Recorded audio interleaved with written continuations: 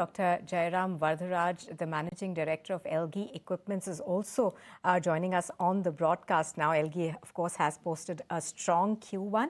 And it is eyeing a 18% EBITDA margin trend. So good afternoon. Thank you very much for joining us. Good afternoon, Nupur and Kavita. Great to be on your show. Right, so let's begin now with a strong Q1 growth of 23%. How are you thinking about the growth trajectory for the rest of FY27?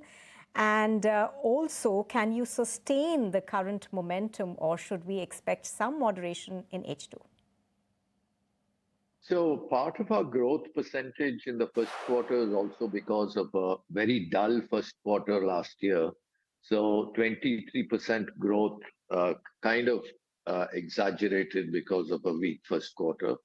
Having said that, I think we can sustain low single-digit growth for the rest of the year. We are very confident of that. The only reason we are a little cautious is because of the West Asia crisis, which is still lingering.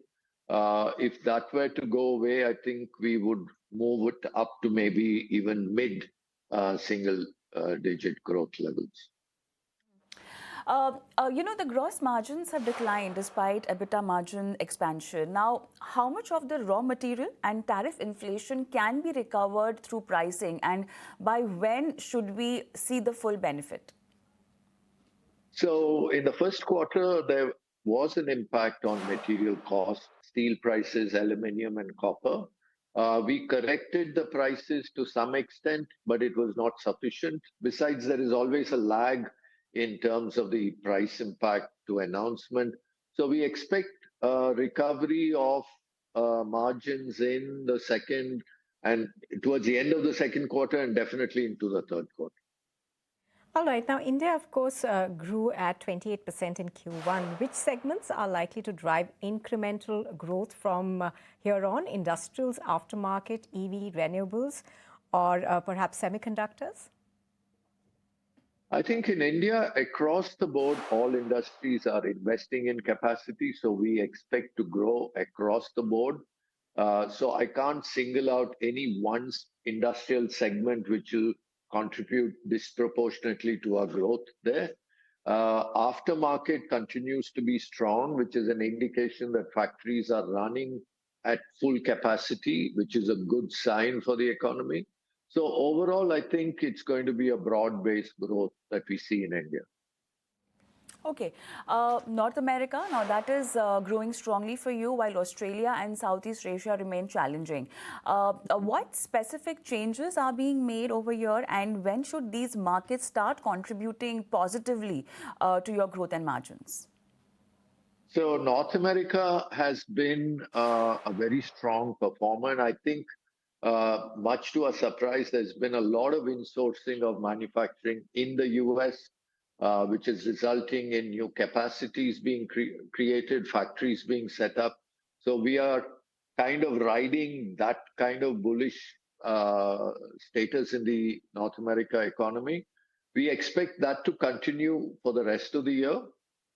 As far as Australia is concerned, our biggest weakness has been our service in the distribution business. We have already initiated multiple process corrections to get back. I expect that to rebound back in the second half.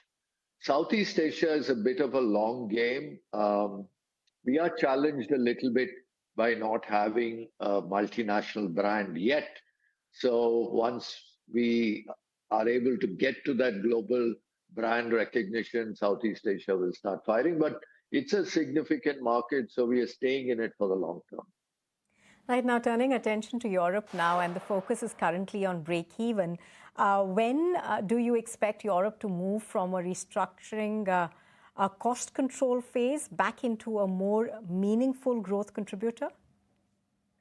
I think this year would be more of consolidation in Europe, both in Rotair facility as well as our industrial operations, sales and marketing. Next year, we should see a lot more growth coming in. We are entering new geographies. We are renewing our strategies, but all that is being done very cautiously while keeping our costs under control. So I expect next year to be a growth year for Europe.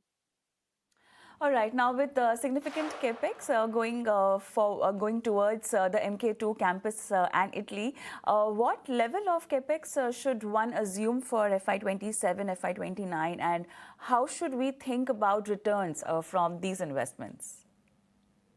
So, our overall investment into our new campus, we had earlier announced it around 600 crores, and what we are doing now is part of that same trajectory. This year, we will probably invest in both our campus investment as well as our regular, balancing normal capex. Around 150 crores is what we expect that we will do. And this is primarily building, so it's really not adding to the capacity because we have run out of space in our current factory in the city, so we need additional buildings. So buildings take a little longer in terms of payback. So this is for the long term that we are investing in. All right, Dr. Vardharaj, appreciate your speaking to us on ET Now. Thank you very much for joining us. Thank you. Thank you for having me. Well, with that, it is a wrap on Buy Now, Sell Now. Thank you for joining Kavita and me on the show. And ET Now will be bringing you more shows, so do stay with us.